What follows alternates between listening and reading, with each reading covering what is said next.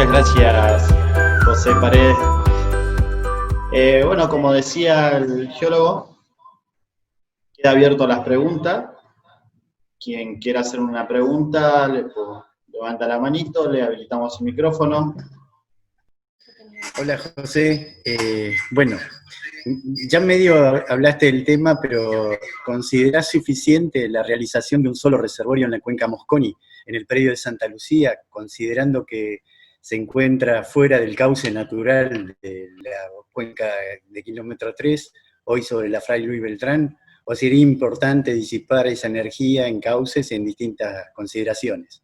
El agua es muy difícil que tome los designios caprichosos con los que está construido el proyecto. Digamos, obviamente que hay que disipar antes, especialmente antes de entrar en la zona llana, que es la que tiene más arena suelta, porque al hacerlo ahí ya movilizás mucho más material. De todos modos, no tengo muy claro en qué quedó el proyecto final. En su momento se pensaban hacer una serie de cascadas para disipar, y bueno, toda una zona tipo plaza, con una serie de elementos interpuestos para también generar una atenuación de la velocidad en ese sector. Pero el proyecto final yo no lo conozco, la verdad que no sabría decirte. Sí sé que con esa trayectoria que tiene pensada ahora y la posición que tiene efectivamente la zona de contención al final de la petrolera San Lorenzo, digamos, no va a ser muy efectivo.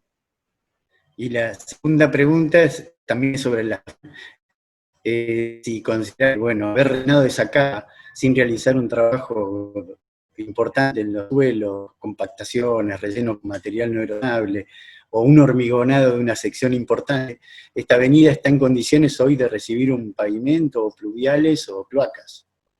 Digamos, uno pasa caminando y se entierra, digamos. Imagínate que si pones ahí pavimento, en 6 meses tenemos todo socavado, digamos.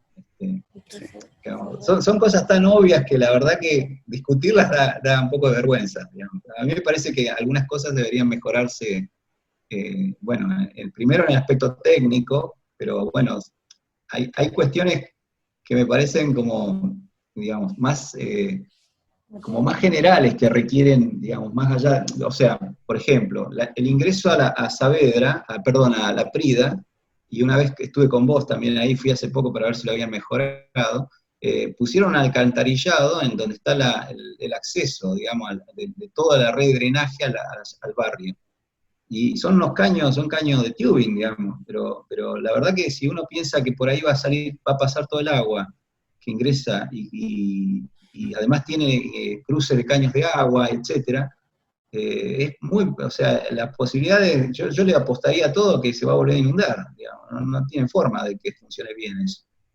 Y es sorprendente, de algún punto, digamos, la manera en la que se hace un paliativo para tratar de hacer un arreglo que dure unos meses y a los 3, 4 años sigue estando el mismo arreglo y están todos esperando que funcione bien, sabiendo que ya no funcionó bien. Fernando Álvarez de Celi, ¿cómo te va? ¿Querés decir algo? Hola, buenas. Bueno, felicitarlo a José, la verdad que me encanta escucharlo. Lo conocí en la universidad después de la catástrofe, lo escuché 4 horas, la verdad que aprendí un montón y sigo aprendiendo de lo que dice. Me parece que es fundamental que el sistema político tome lo que José dice. Ahí lo único que siempre me queda pendiente, y ahora como soy ciudadano lo puedo decir, es el rol activo de la universidad. Digo, más allá de los docentes excelentes que tiene, la universidad me parece que como institución no estuvo, lo digo para charlar, no estuvo con todo lo que había que tener para focalizarse, digamos. Me acuerdo que la provincia, que era quien elegía, quien hacía el trabajo, porque era una incumbencia provincial, decidió que sea una Universidad de La Plata. Yo fui a ver en ese momento a la vicerrectora, creo que era, y hablé por teléfono, y me dijo, no, nosotros no nos queremos meter, es un tema de la provincia. Digo, también ahí, finalmente quedamos medio solos los que propiciamos la universidad ahí, teniendo en cuenta que la carta del municipio dice que la universidad es el primer consultor que tiene que tener la municipalidad, con lo cual ahí es un eje que me parece que hay que volver a que la universidad tome ese rol, independientemente de que el trabajo de la consultora lo hizo y más allá de bien o mal está hecho y hay que tomarlo. De hecho, le robaron, digo, ahí cuando José Cía lo puso en la web, la consultora tomó en la web de la web lo que hizo José y lo usó para el cálculo, cosa que está bien, pero a la vez está mal porque la consultora le cobró la provincia y a la universidad no le pagó nadie, pero me parece que hay un rol de cómo la universidad interconecta esto que bien dice José, del rol activo y del plan integral que hay que tener, porque todos son paliativos que no van a solucionar el problema como lo planteaba José. El otro día hablamos del camino de circunvalación y pasa por la cárcova que mostraba José. Así que bueno, la integralidad del proyecto en Comodoro debería ser no solo de lo que plantea José, que es el tema hídrico hoy, sino de toda la integralidad de las obras en Comodoro. Así que José, a mí me encanta escucharte y te aprovecho para saludarte y a todos los que están ahí presentes. Digo, debería haber, escuchando esto, 500 personas, no sé cuántos somos, pero debería escucharlo todo Comodoro, este trabajo de José. Yo cuando, bueno, me puse a trabajar por mi cuenta para armar esos informes en su momento, pero después cuando empezó a tomar como una instancia un poco más estructural y más orgánica, nos faltó, digamos, poder juntar, especialmente en las carreras de ingeniería, que son los que diseñan las obras finalmente.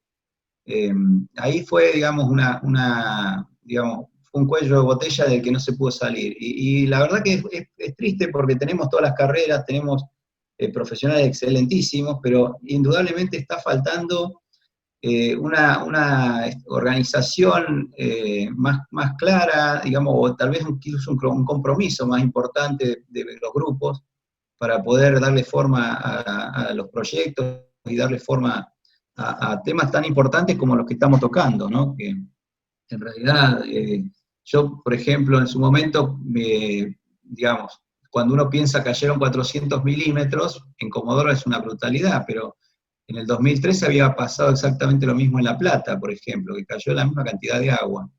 Y entonces me puse a ver cómo habían hecho, cómo se habían organizado algunas cuestiones, y claro, a los 45 días, un informe de la Universidad de La Plata, hecho por la carrera de Ingeniería Hidráulica, había generado un informe de 120 páginas, con un montón de problemas planteados. A partir de ahí se hizo un plan maestro, como que existía una voluntad de generar informes de una manera que solucionan los problemas a mediano y largo plazo. Incluso hay un repositorio digital que está disponible con todo lo que se va haciendo sobre los temas para que todo el mundo tenga acceso. Y esas son cosas que acá, digamos, no se pudo concretar, no existen. Y bueno, y la realidad es que para hacer que algunas de estas cosas funcionen de esta manera, se requiere tener equipos sólidos, técnicos funcionando a tiempo completo, digamos. Y eso es un tema que, bueno, indudablemente no estamos en ese escenario en este momento. Yo veo que sigue estando la visión de los 400 milímetros solamente hídrica y no asociada al tema de los sedimentos. ¿Es así? O sea, no digo que sea esa visión la que pero predomina la visión del agua todavía por encima de la de los sedimentos. Porque Sí, si no, el ensanche de la roca no se entendería si no, digo.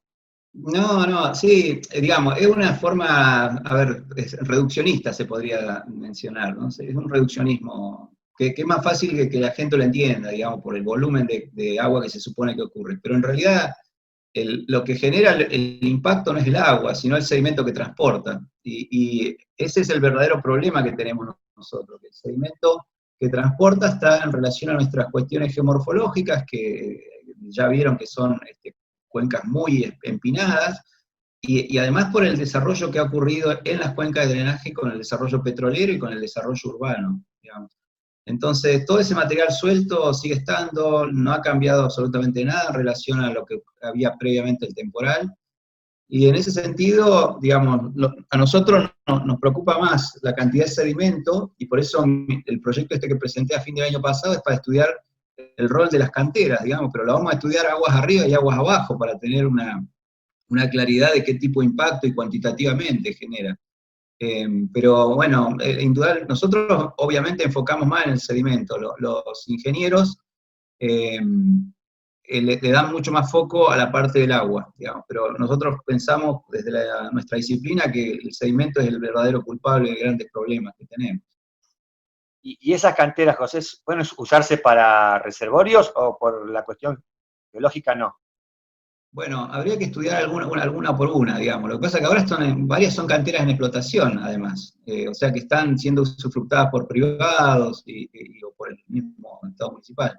Pero bueno, algunas de ellas que están en posiciones bastante altas han provocado impactos importantes en el temporal.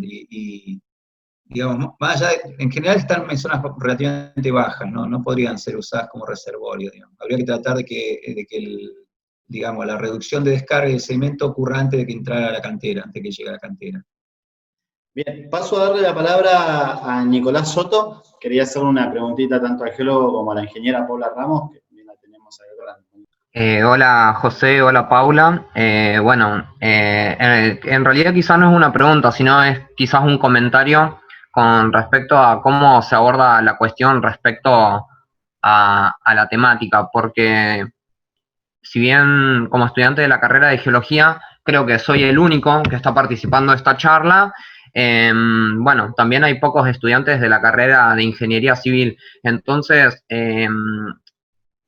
charlando en realidad con un estudiante avanzado de la carrera de ingeniería civil, o sea, nos damos cuenta que hay un problema de comunicación muy grande en realidad entre las carreras, sobre todo cómo se aborda la cuestión de una obra en la carrera, ¿no? Entonces, quizás habría que fortalecer algunas cuestiones, como vos decías, institucionales, en cuanto a cómo interactúa el departamento de geología con el departamento de civil. Yo tengo entendido que en ingeniería existen diferentes departamentos, departamento de mecánica, departamento de civil, y quizás es buenos lugares donde se puede interrelacionar la disciplina, ¿no?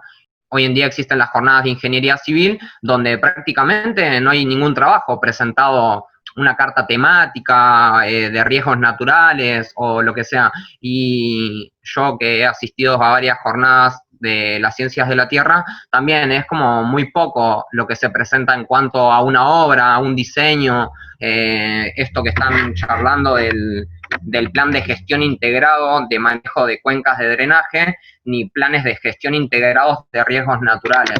Entonces, no habría que hacer hincapié también en cómo se comunican las cosas y en la interrelación que hay entre las disciplinas, porque yo creo que geología y civil y geología van de la mano. Me gustaría saber qué piensan ustedes al respecto, como ya que ustedes son las personas que nos están formando a nosotros como profesionales.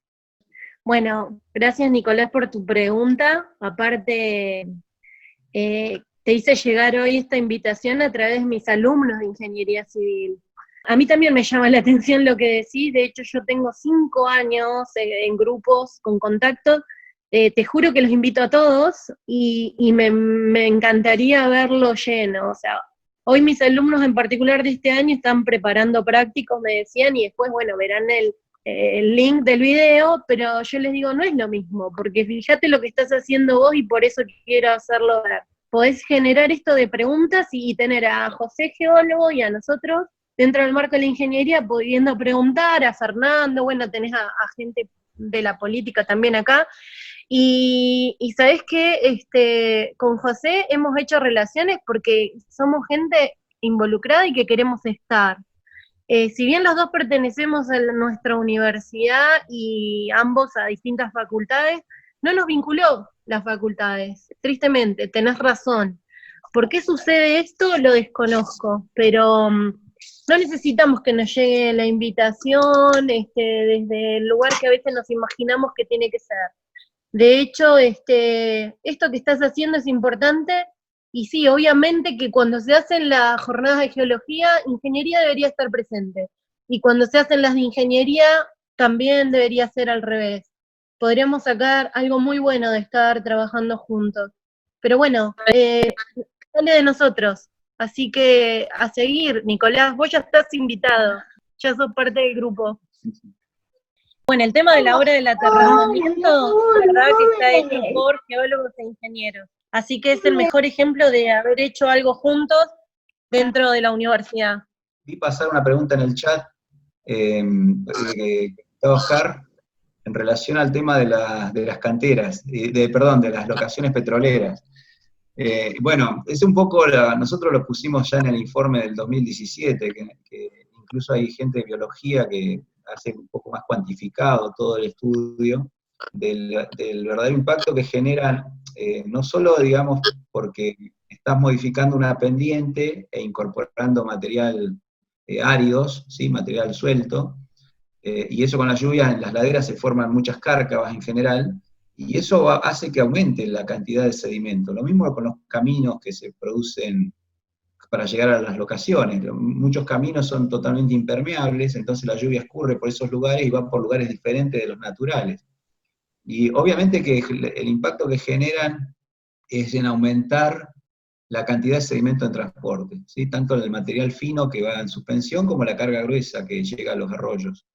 Y eso no está cuantificado, no se sabe el verdadero impacto que genera una cantidad tan grande de locaciones, ¿sí? No solo las locaciones, las instalaciones también, ¿no? Generan modificaciones. ¿Me permiten una pequeña interrupción? Sí, cómo no, Tomás, adelante. Primero agradecerte, José, no tengo el gusto de conocerte personalmente, pero agradecerte por la charla. En referencia a lo que estaban hablando y el disparador que hizo Nicolás, creo que era el estudiante, yo creo que si hay voluntad y hay participación de la universidad, del Colegio de Ingenieros, nosotros del Consejo Liberantes propusimos la creación, o sea, la conformación, nuevamente la conformación del Consejo Económico y Social, que vendría a ser de alguna manera este ámbito interdisciplinario para tener este tipo de debate. Lamentablemente nuestro proyecto quedó simplemente una expresión de deseo que no ha tenido anclaje en el Ejecutivo para que lo convoque. Independientemente de esa imposibilidad, el Consejo Liberante puede llegar a ser nuestro centro de encuentro y de debate para empezar a trabajar. Dicho sea de paso, el código tiene que salir de ahí. Hasta ahora lo único que vienen prometiendo el Ejecutivo, creo que Pablo puede llegar también a decirnos lo mismo, es un proyecto que tiene que nacer desde el Ejecutivo para que después venga el Legislativo. No pretenden que el Legislativo sea el que de alguna manera se ponga a trabajar. Podemos revertir esa situación si tenemos el apoyo de los profesionales idóneos para esto, como es el colegio, como es la universidad. Creo que Ana también va a estar de acuerdo en esto. Empezar a generar un ámbito de debate y un ámbito de charla desde el Consejo. Probablemente al principio tendremos la soledad de nuestro bloque, pero sí poder empezar a ampliar y convocar gente. Dentro del cuerpo concejal está la vicepresidenta del Colegio de Arquitectos.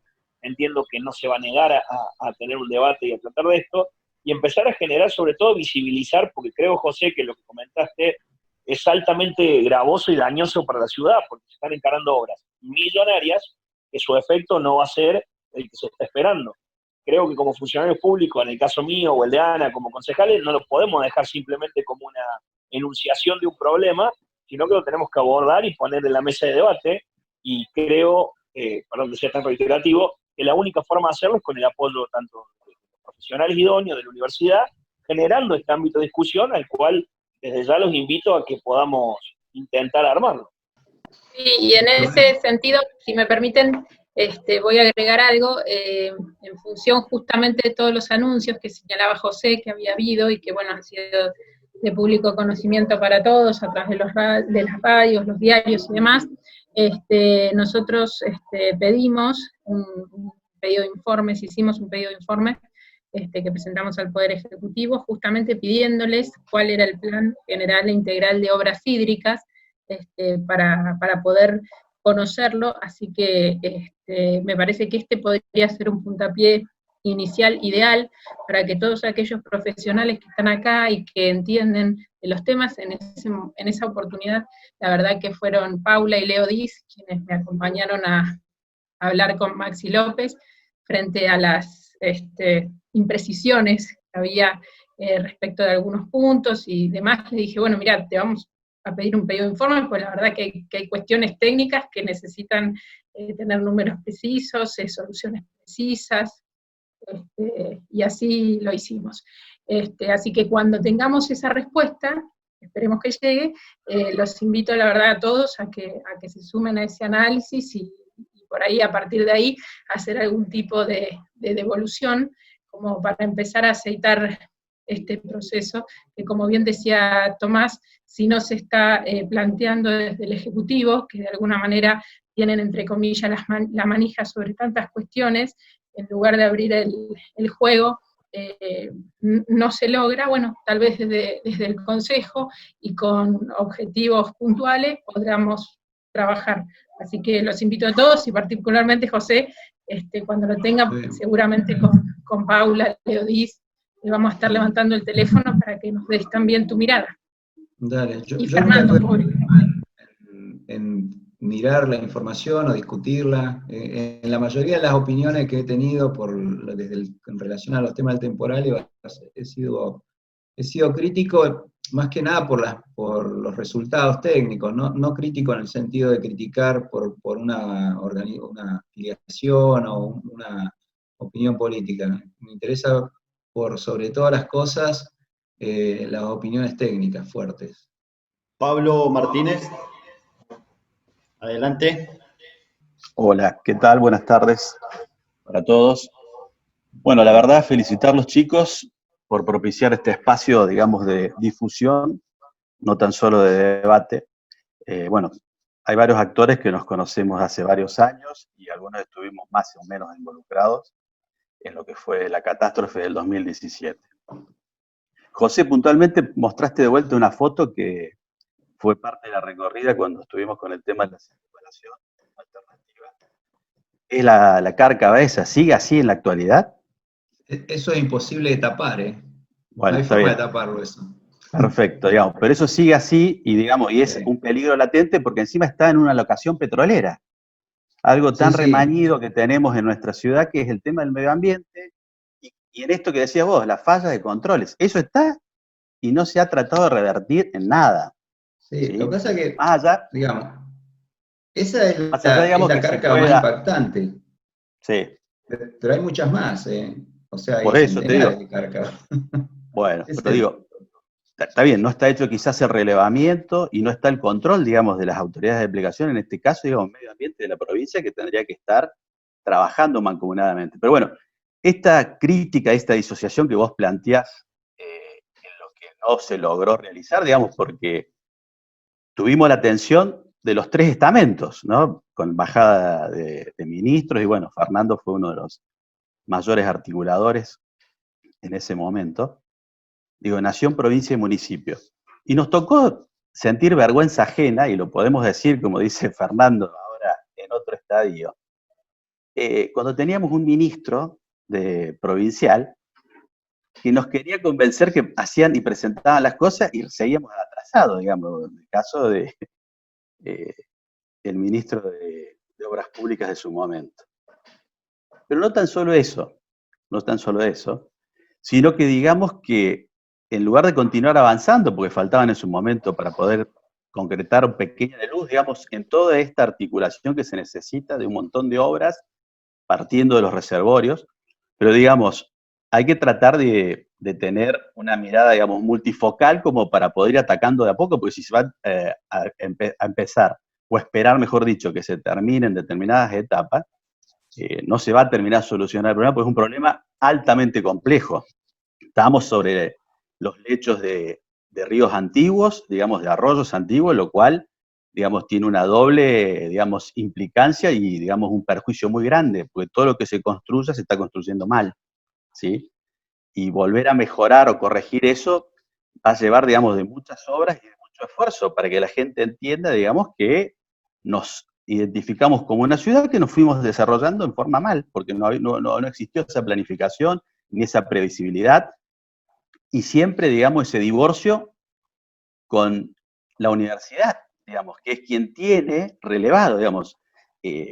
Muy bueno lo de este chico, Nicolás, mi sobrino también es geólogo, recibido de esta universidad, y me decía que en primero y segundo año se estudia el mapa de riesgos hídricos de acá, pero ningún funcionario municipal o provincial conoce esa realidad acá en Comodoro Rivadavia. Y nos pasaba, y Fernando puede aseverar lo que te estoy diciendo, y vos, José, de primera mano, ¿qué pasaba en esas reuniones en el centro ferial? El nivel de desconocimiento que había, desinformación que estaba a 3 kilómetros, 4 kilómetros, que es donde está la universidad.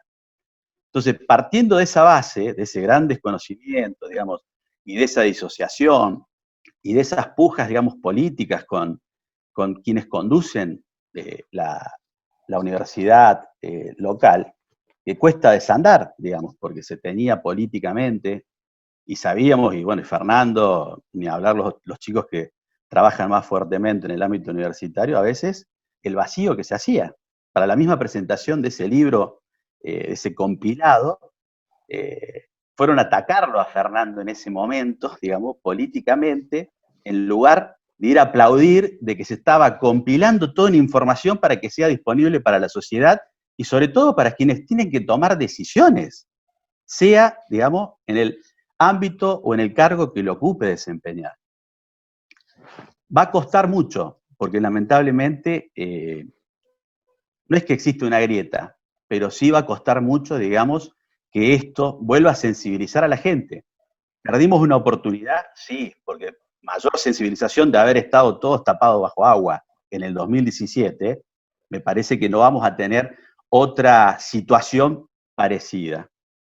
Entonces, está bueno, me parece que a quienes somos actores políticos tenemos que redoblar esfuerzos para que estos temas se sigan discutiendo y se puedan avanzar.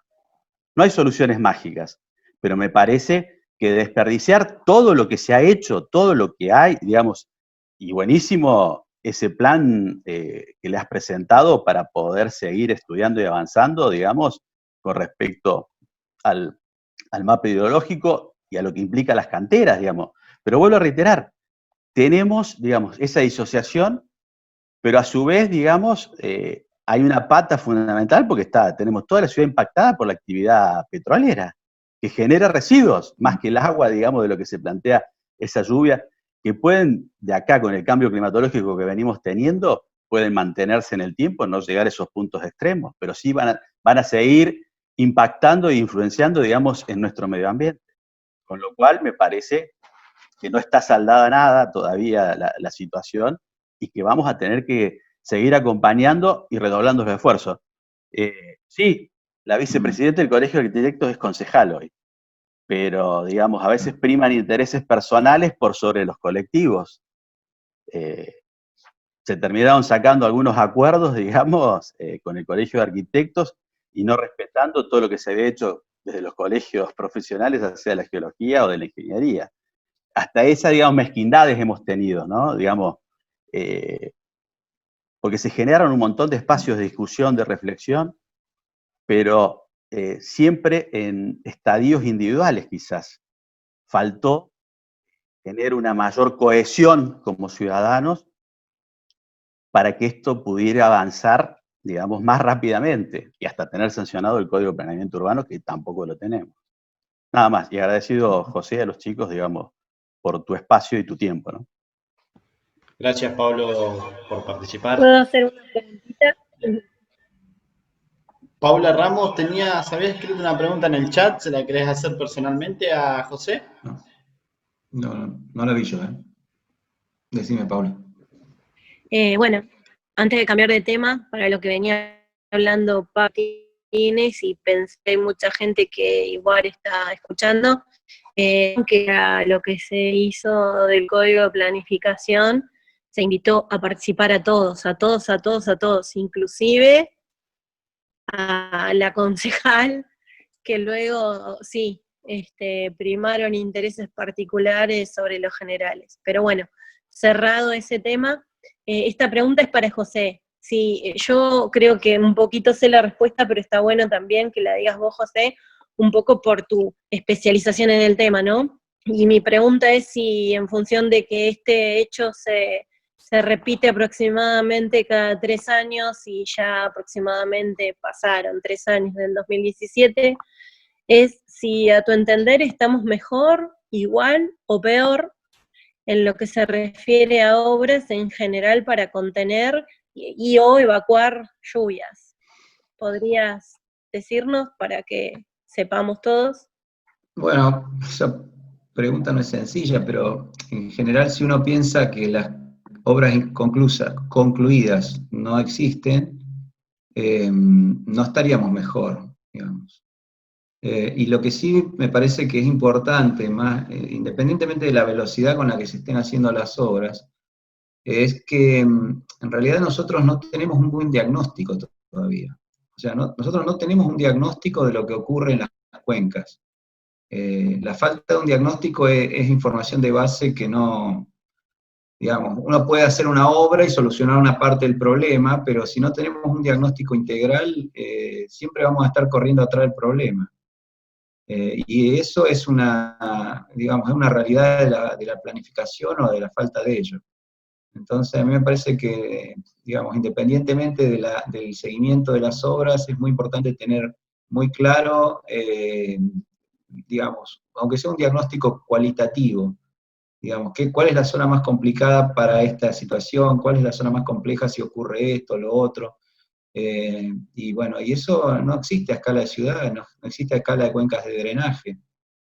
Hay muchos trabajos locales que han hecho, digamos, mucho foco en solucionar un problema concreto, pero en realidad no se trabaja sobre las causas y la manera de producir impactos a mediano plazo o a largo plazo en esos condicionantes.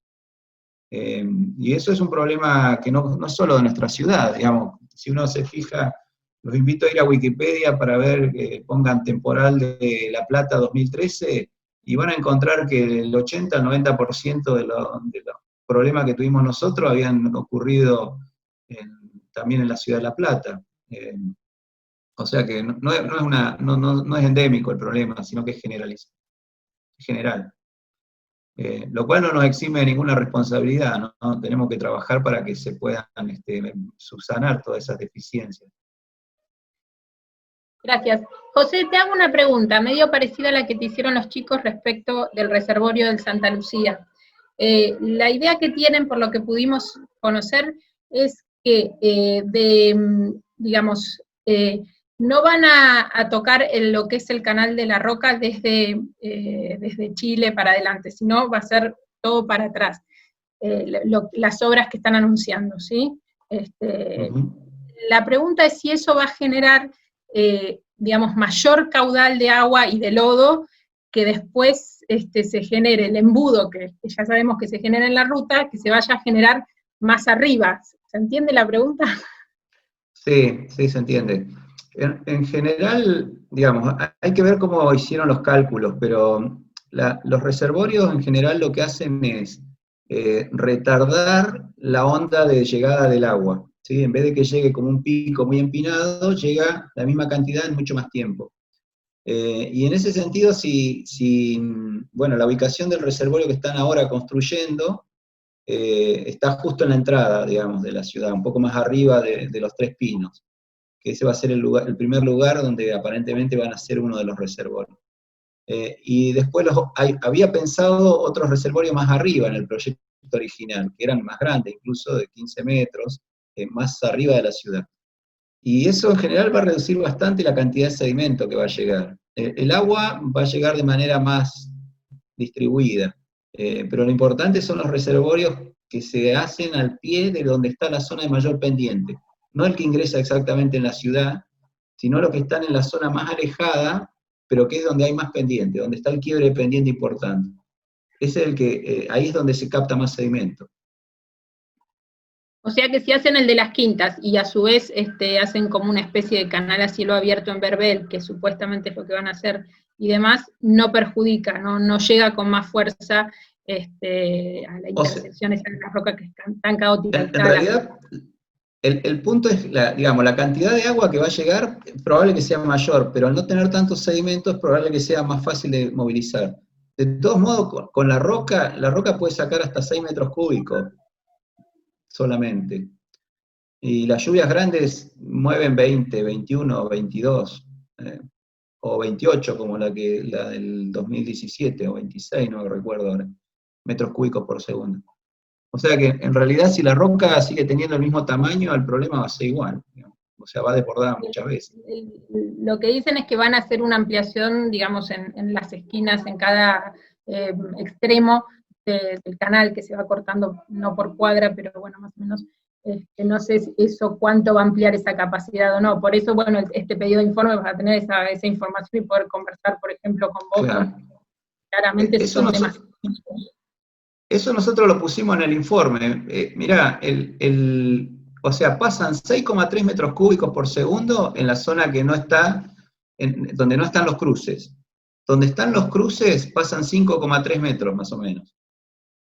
O sea que si vos dejás abierto van a pasar 6,3 metros cúbicos por segundo, pero cuando llueve con todo, llueven 20, 22, llueve muchas veces más.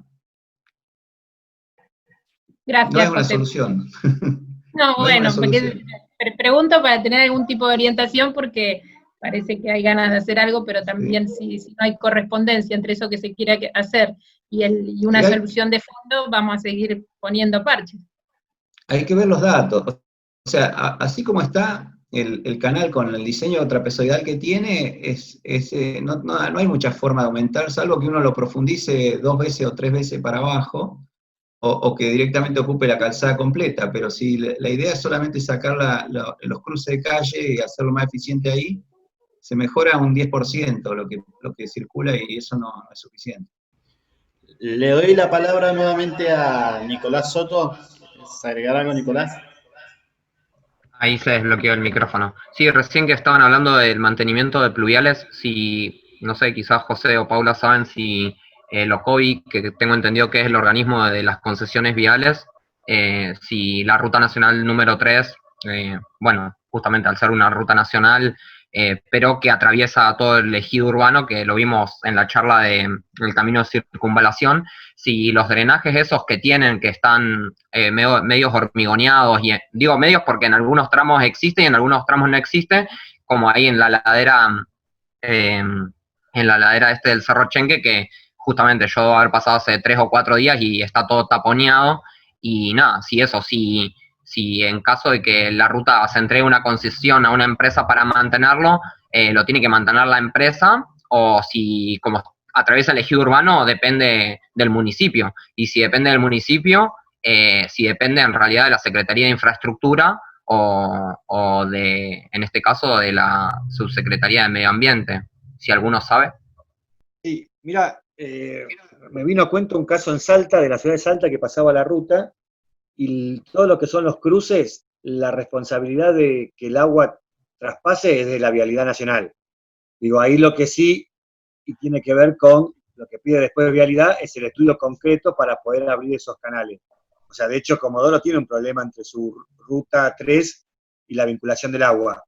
Esa solución tiene que ser parte, que de hecho, generalmente lo financia la Nación, esos pasos de ruta. Me acuerdo en Corrientes, que también en lo que es la zona del Riachuelo tuvo que hacerse varios pasos y finalmente lo pagó Vialidad Nacional. Eso, o sea, lo que tiene que hacer Vialidad es cada ruta que atraviesa no empeorar las condiciones hídricas. En ese caso, tienen que trabajar en conjunto, pero siempre lo que te piden es el estudio, el informe pertinente para demostrar que eso tiene un impacto real en toda la cuenca y no es una obra o sobre o no dimensionada, digamos. Pero sí es una responsabilidad primaria de Vialidad. No sé si... Yo voy a comentar una cosita que sucede en Comodoro. Por ejemplo, en la Petrolero San Lorenzo, justamente donde se estrangula y pasa la ruta 3, Vialidad jamás hizo ningún mantenimiento ni nada por el estilo, sino que es el municipio. Lo mismo sucede con el tema del Canal de la Roca, cuando, digamos, su caudal no va entubado, va por las calles y enfrente a lo que es el Banco Santander o el Galicia, vemos que el agua pasa por arriba de la ruta. Pocas veces Vialidad viene a hacer digamos, un alcantarizado o algo, nunca lo hizo. Donde ahí sí hubo un puente histórico en ese lugar. El municipio, con el tema de la pavimentación, no me acuerdo la avenida en diagonal que sale a la playa, pero con el tema de la pavimentación de esa avenida, no dejó realmente el cauce natural que traía. Desde el puente que existía en ese lugar donde está la Chevrolet, creo que está en ese lugar. Bueno, ese era mi comentario, de que acá Vialidad no hace ese tipo de mantenimientos. Si se me permite, para ampliar un poco más, dentro del municipio existe una dirección que se dedica, digamos, a lo que es el mantenimiento vial. Lo que pasa es que el municipio debe presentarle a Vialidad Nacional diferentes proyectos para que esos sean financiados con fondos nacionales, sobre todo en la trama de la Ruta 3, que incluya el mantenimiento de esos canales evacuadores de pluviales que tenemos al costado de la ruta. El ingeniero es, con con alguien que hemos tenido un dueño de Fernando Sabe, porque tengo algunas, digamos, discusiones porque con respecto a lo que es la inspección de la obra pública, sobre todo el asfalto de Juan 23, quien inspeccionaba era a su vez quien era, digamos, dirigía el proyecto, digamos, algo inconcebible en esta transparencia de la obra pública. Pero bueno, para responder, existe un departamento, está a cargo de este ingeniero que lleva más de 30 años en el municipio, y se deben presentar los proyectos. Como no se presentan los proyectos y no se gestionan, no hay fondos destinados para eso. Y vas a ver, digamos, como parte de todas las obras inconclusas que tiene nuestra ciudad, la Ruta 3, donde pasa frente a la escuela número 1. Desde el centro cultural hasta el hospital regional, eso es la Ruta 3. Bueno, eso se hizo un rastrillaje y nunca se avanzó porque nunca, digamos, se gestionan los fondos. Usted hay que presentar del municipio el proyecto ejecutivo y que logrará el financiamiento de Vialidad Nacional. Bueno, eso no se hace y se termina destinando presupuesto municipal a algo que debe gestionarse con presupuesto de orden nacional. Bueno, eso es parte también, digamos, por qué tenemos como tenemos y por qué a veces pasa lo que pasa. Te puedo comentar que, bueno, Fernando, Pablo, están muy conscientes de lo que voy a decir, inclusive José, porque varias veces lo hemos hablado, de que cuando fue la catástrofe, para afrontar la catástrofe, el municipio puso 17 arquitectos. No sé, quería poner lucecitas o parques, no sé, la verdad, un geólogo y 3 ingenieros, que estaba Madueño entre los 3 ingenieros. O sea, pensaban arreglar una catástrofe con arquitectos. Pero no viene al caso. Lo que yo te quería comentar que, por ejemplo, la obra del aterrazamiento, que fue justamente un diseño y una idea de los geólogos de la Universidad de la Patagonia, Néstor Hirsch, hoy es una obra que ejecutó hasta dejarla inconclusa Vialidad Nacional. ¿Y quién está manteniendo los canales evacuadores? Es el municipio. Se ven perfectamente los camiones de Urbana, que son contratistas del municipio, sacando el barro que hay o las cosas que atascan el flujo del agua por debajo de la prefectura, que sale a la costanera. Eso se ve cotidianamente, o sea, te puedo asegurar que lo hacen prácticamente cada 10 días lo están limpiando, y no es vialidad. Bien. Respondida entonces la pregunta al participante Nicolás Soto. Sí, gracias. Gracias a vos, Nicolás, por participar. Señor geólogo José Paredes, ¿quiere continuar con algo más, agregar algo más? No, yo creo que hablé demasiado, incluso. Todas estas charlas me traen mucho más dolor de cabeza que otra cosa, pero bueno. No, muchas gracias por la invitación, y bueno, sí, siempre es un placer comentar un poco lo que hemos trabajado, básicamente, y hasta dónde pudimos llegar con la buena voluntad, digamos. Más que eso no se puede. Los agradecidos somos nosotros, José, nosotros los integrantes de Unión Cívica Radical de Barrio, que te brindamos el espacio y vos aceptaste muy amablemente. Seguramente también te agradece cada participante que estuvo hoy. Asimismo, nuevamente agradecerle a todos los que participaron, a todos los que se tomaron el tiempo para escuchar al señor geólogo. Agradecerle nuevamente a los concejales, que es muy importante para todos los comodorenses, para nosotros, que ellos participen de este ciclo de charlas. Y bueno, sin más, nuevamente recordarles que nos pueden encontrar por nuestras redes sociales, nos pueden encontrar en Instagram, en Twitter, en Facebook como UCR Barrio, como Oro Rivadavia. También se pueden suscribir a nuestro canal de YouTube, donde colgamos estas charlas. Una vez terminada, nuestro manager de comunicación, Jonathan, las edita y la sube al canal. Les paso a comentar también, antes de despedirnos, que el próximo sábado 8 vamos a estar con algo de juventud, una charla de jóvenes, van a estar como oradores Belén Pérez, presidenta de la Juventud Radical Nacional, Conrado Cayones, secretario general de La Pampa Nacional también, Juan Flores, secretario general de Rawson, de la Juventud Radical Nacional, y va a estar también Matías Ripoll, presidente de la JR de la provincia de Santa Cruz. Y nuevamente gracias. Bueno.